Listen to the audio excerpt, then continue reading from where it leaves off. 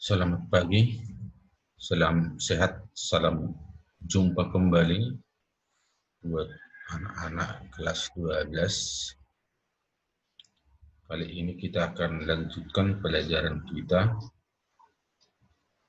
yaitu lanjutan pelajaran kita yang lewat, masuk kita kepada bab yang kedua, permasalahan sosial akibat pengaruh globalisasi.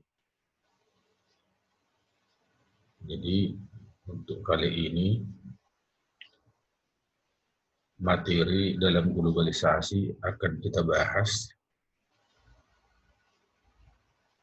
Ada 4 poin ini. Memahami globalisasi, perkembangan globalisasi, tanggapan masyarakat terhadap globalisasi, dan dampak globalisasi bagi kehidupan masyarakat. Ya, kita masuki bagian yang pertama ya. Perhatikan. Yang pertama, nanti kau tulisin catatannya, memahami globalisasi. Nanti kau tulis ini pendapat para ahli ini, teman-teman saya ini. Nah, ini aja yang 4 ini pengertian globalisasi menurut para ahli. Tidak usah kau tuliskan pendapat saya dulu ya, nanti akan saya umumkan, dipatenkan. Nah, nggak usah. Jadi pengertian dulu menurut ahli, baru yang kedua perkembangannya. Perkembangannya dibagi 3 ini. Satu pra-modern, modern, awal, modern. Pra-modern artinya sebelum modern, itu globalisasi dilakukan melalui jalur sutra, perdagangan jalur sutra kau pelajari dalam sejarah itu ya. Modernisasi awal itu mulai abad ke-14 itu sudah ada penjelajahan samudra, itu juga sejarah penjelajahan oleh bangsa-bangsa Eropa ke Asia. Modernisasi ini yang ketiga itu teknologi, itulah yang sekarang ini. Maka kita sudah berada di bagian tahap ketiga ini, perkembangan yang ketiga. Kalau kita lihat masa-masa pramodernisasi, jalur sutra itu perjalanan darat, ya. Kalau nanti lihat sejarah perdagangan dari darat itu melalui tenaga ternak seperti unta, kuda, seperti itu, yang pasti tidak ikut kerbau, apalagi binatang berkaki 2, ya, seperti ini misalnya. Itulah pra. Kemudian dilanjutkan yaitu masa modern awal, penjelajahan samudra. Bagaimana ini perjalanan misalnya Portugal, Spanyol, Belanda sampai ke negara kita Indonesia ini, ya. Tahun 1400-an, 1500-an. Portugis saja sudah masuk ke Indonesia 1512, Belanda 1596. Ya, itu juga sejarah. Maka sosiologi dan sejarah itu partner, ya, yang sangat berkaitan sekali. Ya, lihat ini panah ini, mana jalur Portugis, Belanda dan Spanyol. Kemudian yang modern, jalur sekarang inilah ini, ya, masanya teknologi komunikasi dan budaya. Ya, maka perjalanan manusia sudah dari langit, dari darat, burung terbang ini, burung besi yang terbang.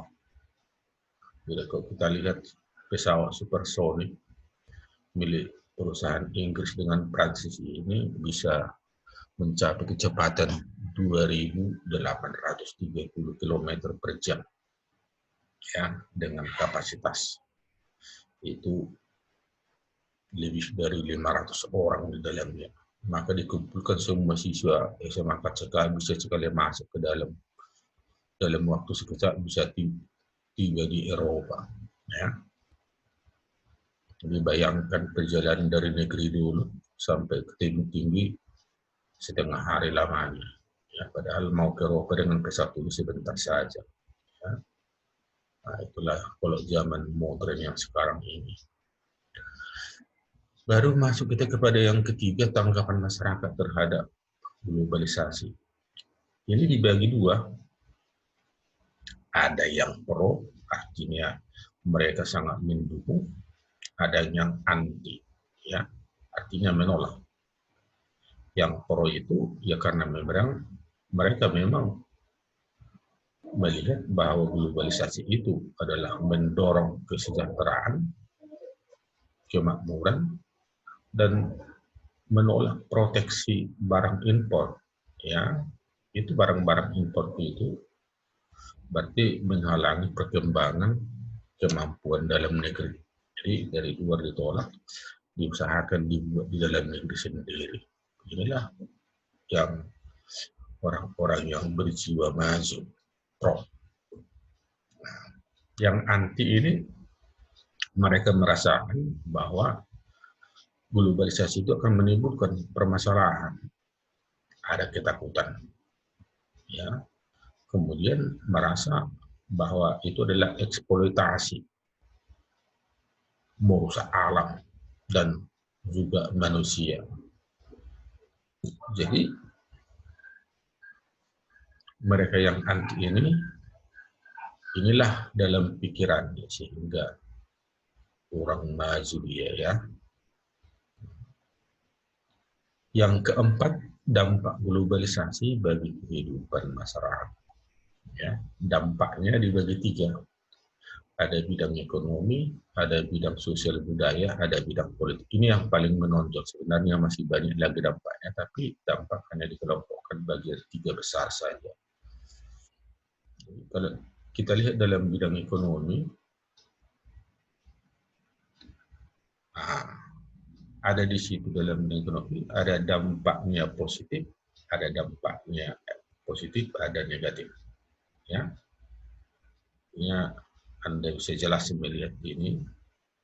Dampak positifnya negara memenuhi kebutuhan rakyatnya, ya pasti positif. Dampak negatifnya industri kecil yang lemah tidak dapat bersaing, ya wajar saja. Maka berlomba-lomba bisa bersaing secara sehat. Positifnya transfer teknologi. Transfer artinya ada pengiriman, ada kerjasama, ya, sama halnya dengan teknologi yang kita gunakan sekarang, banyak kerjasama dengan luar negeri melalui bilateral, multilateral, bahkan internasional. Ya. Kemudian dampak negatif terjadi pembagian kerja skala dunia. Ya, tetap juga masalah persaingan di sini. Maka Anda sekolah tidak diharapkan hanya bekerja di kampung, tapi akan bertanding dalam skala dunia. Ya, pasti keuntungannya ya sangat banyak bagi yang mampu bersaing. Memperluas pangsa pasar ini, yang jelas ini pasarnya ya kita lihat seperti sekarang ini.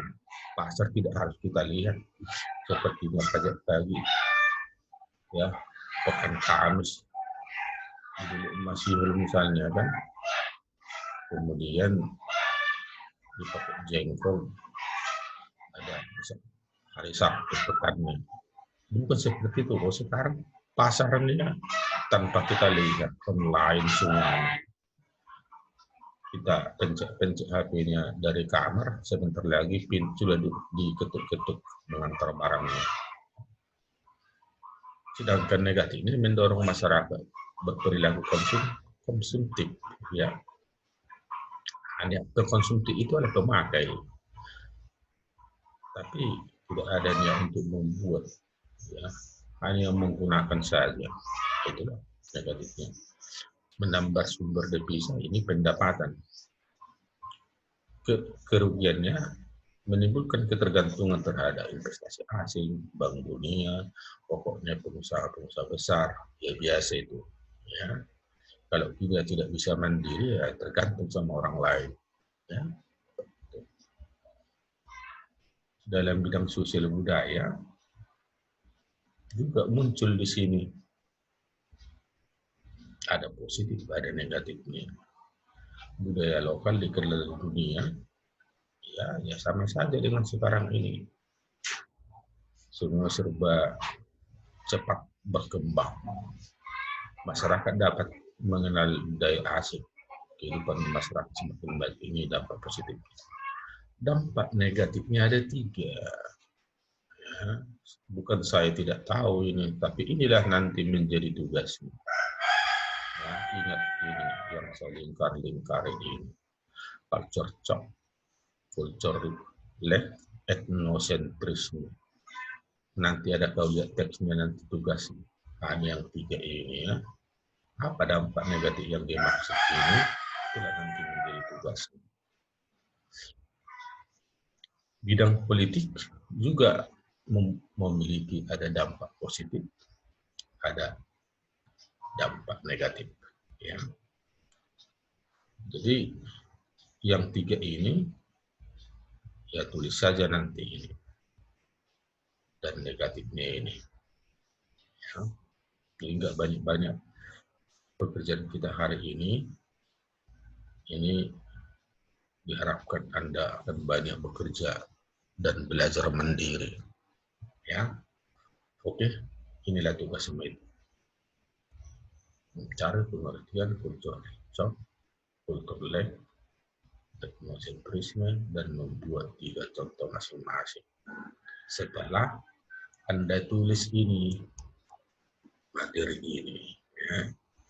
Materi yang Anda tulis itu buat Zoom, kemudian nanti buat ini nggak usah kalau langsung nomor 1, nomor 2 seperti langsung globalisasi, baru langsung nomor 1 buat tulis ini nggak usah, yang ini nggak usah, ini buat nomor 2 buat seperti ini, tidak harus seperti ini digambar, ya, ini nggak usah digambar, nggak usah dijelaskan ini ada tambahan ini, baru ini nomor 3 ini bisa seperti tidak harus digambar seperti ini, nomor 4 seperti ini. Nah, nomor 4 ini harus ditulis sama ini baru dikerjakan yang ini. Oke, itu saja dulu ya. Yang pasti harus ikuti protokol kesehatan, tetap sehat.